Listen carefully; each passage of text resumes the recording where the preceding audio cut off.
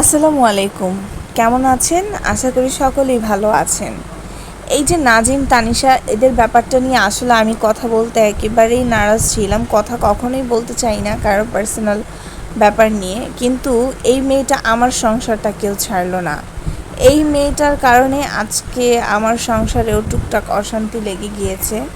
তো আমি আরেকটা কথা বলে নিই, অনেকে আমাকে জিজ্ঞেস করে আমি সারাদিনে কি কি খাই। তো আমি এখানে ডিটেলস আজকে দিয়ে দিয়েছি, আমার সকালের নাস্তা থেকে শুরু করে এভরিথিং সব কিছু। তো শর্ট শর্ট করে লিখে দিয়েছি। এখন বলি, এই তানিশা আমার সংসারটা কিভাবে নষ্ট করতে চাচ্ছে।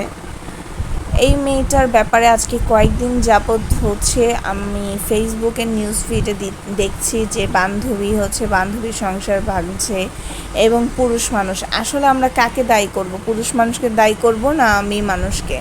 তো যাই হোক, তো আমার হাজব্যান্ড আজকে কথায় কথায় কয়েকদিন যাবতই দেখছে যে এই কাহিনীটা। তো প্রায় টুকটাকি কথা বলে যে কী অবস্থা, হ্যান ত্যান অনেক কিছুই বলে।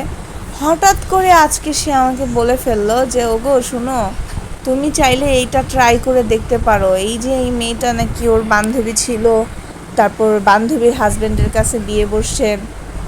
তো এখন কথা হলো, আর হাজব্যান্ড আমাকে যেটা বললো যে তুমি চাইলে তোমার একটা বান্ধবী এনে আমাকে ট্রাই করতে পারো, দেখো আমি কিন্তু ওইরকম না। এখন আমার কথা হচ্ছে, আমার হাজব্যান্ড আজকে গত কয়েকদিন যাবতীয় আমাকে অনেক ফাপড়ে রাখছে। আমাদের টুকটাক ঝগড়া হলে আমি একটু বাসা থেকে বের হয়ে নানুর বাসায় বা আম্মুর বাসায় বা যে কোনো এক জায়গায় একটু রাগ করে চলে যাই। তো এখন ইদানিংয়ে যেটা মাথায় আসছে যে আমি কেন আমার সংসার রেখে যাব। আমি আমার সংসার রেখে এক চুলও নড়ব না, কারণ আমার সংসারের সব কিছুই তো আমার, তাই না? তিলে তিলে গড়া। আমি কেন যাব? ঘর থেকে বের হতে হলে পুরুষ মানুষ বের হয়ে যাবে। এখন হাজব্যান্ডকে যখন বললাম এখন থেকে বাসা থেকে বের হলে তুমি বের হয়ে যাবে, সবই তো আমার, আমি কেন বের হব? হাজব্যান্ড বলে ওগো যাব যাব, এমন জায়গায় যাব খুঁজেও পাবে না।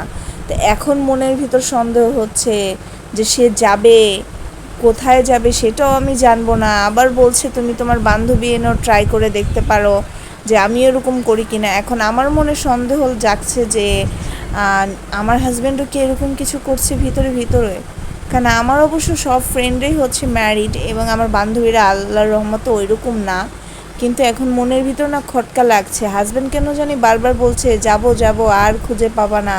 আমিও তাকে বলে দিলাম যে যাও যাও, আমার সংসার রেখে আমি এখন আর কোথাও যাব না, তোমার যেখানে ইচ্ছা তুমি সেখানে চলে যাও, আর এসো না। একেবারে স্টাবলিশড হয়ে তারপরে হয়তো মন চাইলে আইসো, না হলে নাই। এখন আপনারাই বলেন, এই যে একটা ব্যাপার, এই যে একটা মেটার, এই যে বান্ধবী, এই নিয়ে তো প্রত্যেকটা স্বামী এখন কথা বলতেছে যে তোমার বান্ধবী এনে ট্রাই করো, আমি এরকম কিনা। তো আমি সবার উদ্দেশ্যে বলবো, যাদের যাদের এরকম মেয়ে ফ্রেন্ড আছে একটু দূরে রাখবেন এবং নিজেদের হাজব্যান্ডদেরকেও একটু সচেতনতার মধ্যে রাখবেন, কারণ কখন কোন দিক দিয়ে কোন ঘটনা ঘটে যায় সেটা বলা যায় না। আমার মনের ভিতরে এখন ভয় ঢুকে গিয়েছে যে তানিশার মতন এরকম মেয়েরা কত সংসার যেন আসলে নষ্ট করতে পারে, বলার মতো না। এই মেয়েটার ভিডিও যত দেখছি ততই আমি অবাক হচ্ছি। সো ভিডিওটা এই পর্যন্তই। সবাই ভালো থাকবেন, সুস্থ থাকবেন। আল্লাহ হাফিজ।